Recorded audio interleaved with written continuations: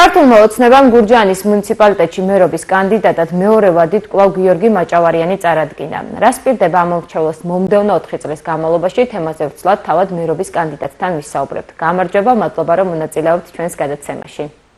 მოგესალმებით, მივესალმებით ჩვენს მაყურებელს, მადლობა მოწვევისთვის. ბოლო 2 წელია ბრძანდებით მუნიციპალიტეტის მერი, როგორ შეაფასებთ თქვენ საქმიანობას? პირველ რიგში დავიწყებ იმით, რომ ჩემთვის დიდი პასუხისმგებლობა უკვე მეორე თუ იყო გურჯაანის მუნიციპალიტეტის მერობის კანდიდატი პარტია ქართული ოცნებიდან. ამისთვის რა თქმა უნდა მადლობას ვუხდი გამოცხადებული ნდობისთვის ქართულ ოცნებას, რადგან კიდევ ერთხელ მეძლევა შესაძლებლობა რომ ვემსახურო ჩემს გურჯაანელებს და ჩემს გურჯაანს. 2 წელია რაც გურჯაანის მერი ვიყავი და ეს მოგეხსენებათ ძალიან პატარა პერიოდია, თუმცა ჩემს გუნდთან ერთად მაინც მოვახერხეთ გარკვეული მნიშვნელოვანი პროექტების განხორციელება ამ პერიოდის განმავლობაში. გუნდთან ერთად 181 პროექტი განვახორციელეთ, რომელიც როგორც ადგილობრივი, ისე ცენტრალური ბიუჯეტიდან ფინანსდებოდა და მის მაღირებულებამ დაახლოებით 47 მილიონი ლარი შეადგინა. ამ დროის განმავლობაში 40 კილომეტრის სარეაბილიტაციო სამუშაოები ჩავატარეთ დაახლოებით სავარგულებთან მისასვლების გზის, ასევე 36 კილომეტრის სიგრძის ბეტონის და ასფალტის საფარი შევქმნით.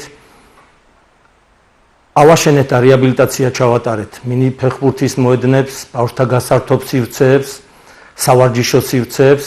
მუნიციპალიტეტის მასშტაბით განხორციელდა 2 ახალი საბავშვო ბაღის მშენებლობა, 3 საბავშვო ბაღის მშენებლობა ახლაც მიმდინარეობს. სრული რეაბილიტაცია ჩაუტარდა 2 საჯარო სკოლას თანამედროვე სტანდარტების შესაბამისად და შემიძლია ცალკე არ გამოვყო ეს გრანდიოზული პროექტი, რომელიც ქალაქ გურჯაანში მიმდინარეობს. ეს არის გასტრონომიული აკადემიის მშენებლობა, რომელიც ბასკეთის აკადემიური კულინარიული ცენტრისა და კავკასიის უნივერსიტეტის თანამშრომლობით ხორციელდება. ეს უმნიშვნელოვანესი პროექტია როგორც თვითონ ქალაქისთვის, ასევე მთელი რეგიონისთვის. მინდა გითხრათ, რომ ჩემი მერობის პერიოდში განსაკუთრებული ყურადღება ექცეოდა ჯანდაცვისა და სოციალურ სფეროებს. ამ კუთხით ყოველწლიურად ვზდიდით შესაბამის დაფინანსებას. გეტყვით, რომ 2024 წელს ეს დაფინანსება 2.821.000 ლარამდე გაიზარდა, ხოლო წლევანდელ წელს 3.100.000 ლარს გადააჭარბა. სოციალური პროგრამები გურჯაანის მუნიციპალიტეტში 19 პროგრამით ხორციელდებოდა, რომლითაც ყოველწლიურად 2500-ზე მეტი გურჯაანელი სარგებლობდა. ასეთი პროექტები ძალიან მნიშვნელოვანია გურჯაანის მუნიციპალიტეტისთვის. ასევე ჩემი მერობის პერიოდში ყურადღება ექცეოდა კულტურულ და ახალგაზრდულ მიმართულებასაც. ყოველწლიურად ვაფინანსებდით ახალგაზრდულ პროექტებს, რითიც საშუალებას ვაძლევდით ახალგაზრდებს განვითარებულიყვნენ ჯანსაღი ცხოვრების წესი დაემკვიდრებინათ და მისი პოპულარიზაცია გაგვეკეთებინა. ზუსტად ჩემი მერობის პერიოდში ჩაეყარა საფუძველი ურბანულ ხატრობას, მოქადაკეთა სიმპოზიუმს.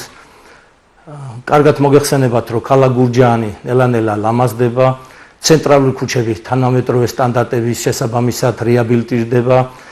ყველა კომუნიკაცია მიწისქვეშ რაც არის ამოიცვლება და საჰაერო კომუნიკაციები რა თქმა უნდა მიწაში ჩავა. მოეწყობა სანიაღვრები და თავისი გამართული ტროტუარებით და განათებებით. რა გამოწვევები რჩება თქვენი შეფასებით? მომავალი 4 წლის განმავლობაში ჩვენი ჩემი მიზანია რომ გურჯაანის მუნიციპალიტეტი იყოს კიდევ უფრო განვითარებული, კეთილმოწყობილი. მე მინდა რომ თითოეული გურჯაანელისთვის იყო ადვილად ხელმისაწვდომი მისი მხარდაჭერი, გულშემატკივარი. ეს არის ჩემი ერთადერთი მთავარი დაპირება. ჩემი გუნდის მიერ ასევე გაგრძელდება საჭირო ინფრასტრუქტურული პროექტების განხორციელება. დამთავრდება ჩემი მერობის პერიოდში ქალაქის თითქმის ყველა ქუჩის რეაბილიტაცია. გაგრძელდება საბავშვო ბაღების მშენებლობა, საჯარო სკოლების რეაბილიტაცია. მოეწყობა საბავშვო სივრცეები დამატებით, სავარჯიშო სივრცეები. მინდა გითხრათ, რომ ძალიან მალე დაიწყება განხორციელება ქალაქის ცენტრალური საფეხბურთო მოედნის, რომელიც მთელი გურჯაანის მუნიციპალიტეტის ნატურა დაუცნება იყო. მის გვერდით ასევე აშენდება მრავალფუნქციური სპორტ კომპლექსი, ასევე აშენდება დასასვენებელი და გასართობი პარკი. მინდა გითხრათ, რომ გურჯაანის მუნიციპალიტეტისთვის ისევ დიდ გამოწვევად რჩება სასმელი წყალი. ამ ეტაპისთვის გაერთიანებული წყალმომარაგების კომპანია გურჯაანის მუნიციპალიტეტში 18 სოფელში ახორციელებს 24 საათიანი წყალმომარაგების სამუშაოებს, დარჩენილ სოფლებში კი მიდის საპროექტო სამუშაოები, რომლის დამთავრებისთანავეც ამ დარჩენილ სოფლებში დაიწყება სამშენებლო სამუშაოები, რომელიც მთლიანად მოგვიხსნის მუნიციპალიტეტში წყლის პრობლემას. როგორც ვიცით, თქვენ უკვე აქტიურად ხვდებით სოფლებში მოსახლეობას და თქვენი მთავარი დაპირება რა არის მათთვის?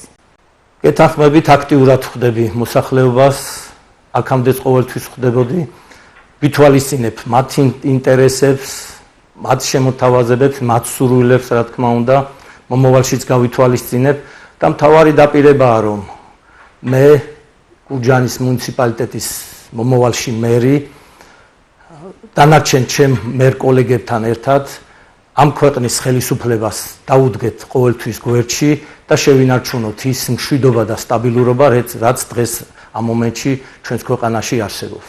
ასევე მინდა გითხრათ, რომ გამარჯვება არის გარდაუვალი, ვინაიდან ქართული ოცნება არის ერთადერთი პოლიტიკური ძალა, რომელიც ზრუნავს ხალხზე და ყოველთვის ითვალისწინებს ჩვენი მოსახლეობისა და ქვეყნის ინტერესებს. დიდი მადლობა, რომ მიიღეთ ჩვენს გადაცემაში მონაწილეობა, წარმატებას გისურვებთ. მადლობა თქვენ მოწვევისთვის.